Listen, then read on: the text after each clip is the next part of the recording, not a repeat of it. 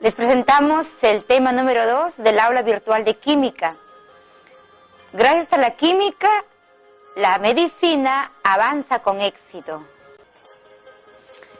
Gracias a la química, pues, la medicina avanza con éxito. Vemos, pues, gracias a ella, hoy día, las enfermedades, los medicamentos que tenemos para mejorar la calidad de vida. Esta ciencia que avanza a velocidad es la que estudia, pues, la composición de la materia y sus cambios que en ella ocurren. Vemos que se relaciona con la física, con la arqueología, con la biología, con la astronomía y con la medicina. Pues, gracias a la química, la medicina avanza con éxito. Esta ciencia ha desarrollado grandemente para poder ayudar a los desequilibrios en los organismos de los seres vivos. Sin química, la medicina no habría ganado tanto éxito. Vemos, pues, que la química general estudia las propiedades comunes de todos los cuerpos y las leyes a las que están sometidos los cambios que en ellas se realizan. La química aplicada estudia las propiedades de cada una de las sustancias en particular desde el punto de vista útil medicinal, agrícola, industrial, etc. La inorgánica, las sustancias que provienen del reino mineral, y la química orgánica la estudia principalmente con los compuestos que provienen de los seres vivos, de los animales y vegetales. Vemos, pues, que cada sustancia tiene su aplicación. Vemos que el ácido sulhídrico para el grabado de vidrio, el cloro como decolorante en pasta de papel y fibra de origen vegetal, el ácido clorhídrico para la glucosa y para partir el almidón, bromuro de potasio en la medicina como sedante, yoduro y bromuro de potasio en elaboración de películas fotográficas, el yodo en la fabricación de tinturas y yodo medicinal. Vemos, pues, que esta materia tiene su clasificación. Vemos en las sustancias, en las mezclas, en los elementos y los compuestos y en los átomos y las moléculas. Vemos, pues, que tenemos las sustancias puras en los elementos químicos y en los compuestos, las mezclas en disoluciones homogéneas como las disoluciones heterogéneas. Una sustancia está formada por una composición constante o definida y con propiedades distintas. Ejemplo, el agua, el amoníaco, el azúcar, el oro, la plata, el oxígeno. Las sustancias difieren entre sí en su composición y pueden ser identificadas por su apariencia, olor, sabor y otras propiedades. La mezcla es una combinación de dos o más sustancias en la cual las sustancias conservan sus propiedades características. Ejemplo, el aire, las bebidas gaseosas, la leche, el cemento. Las mezclas no tienen una composición constante. Las mezclas pueden ser homogéneas o heterogéneas. Una homogénea es la misma en toda la disolución, ejemplo, el azúcar en agua. La heterogénea no es uniforme, ejemplo, la arena, las virutas, el hierro, etc. Aquí tenemos un ejemplo de homogénea y una de heterogénea. Todos los elementos que tenemos en la tabla periódica son los que forman los compuestos. Todos los docentes de ciencias conocemos y dominamos, especialmente los de química, conocemos el peso atómico, la valencia y los grupos. Por ejemplo, vemos aquí la tabla periódica que está dividida en la última fase de la investigación científica. Vemos cómo está formada por el grupo 1, grupo 2, 3, 4 hasta el grupo 7. Vemos los elementos alcalinos térreos en el grupo 1 y 2. Vemos los metales de transición, vemos los grupos de los gases nobles. Los colores nos indican la separación y la diferencia de cada uno de ellos.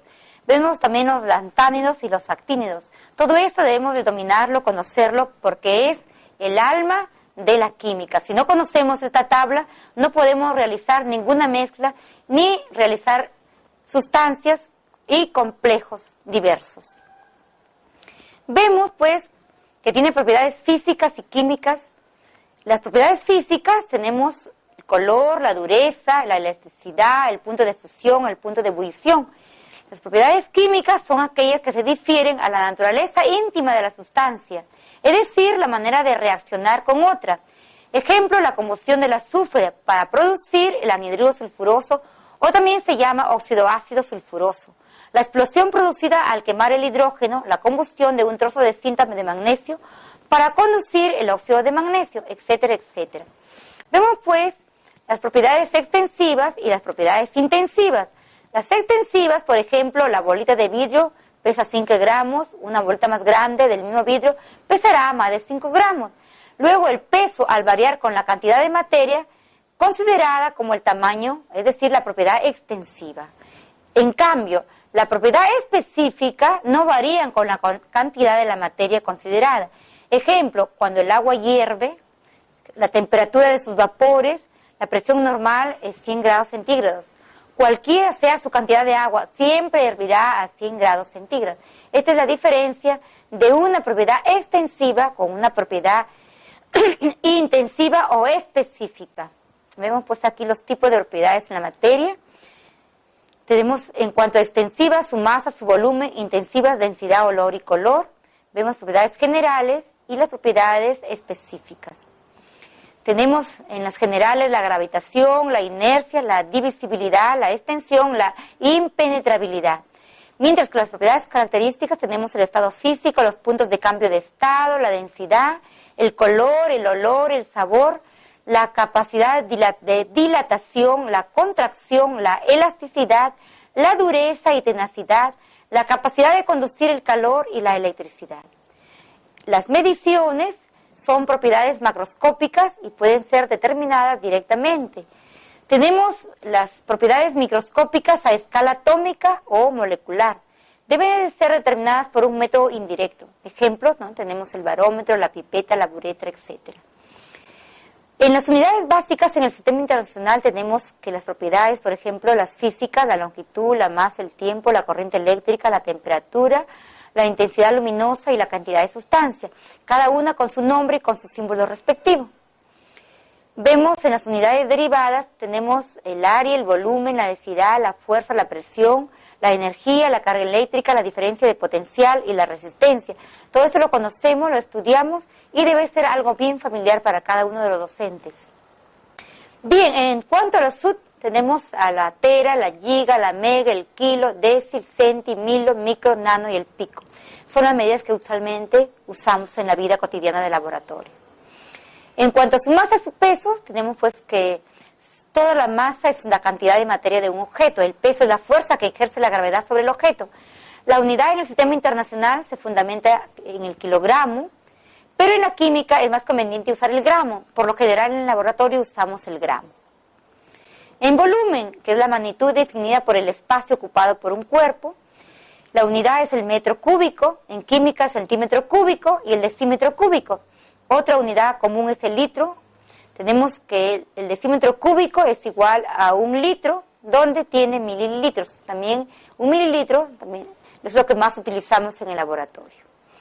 La densidad puede venir a ser la magnitud referida a la cantidad de masa contenida en un determinado volumen.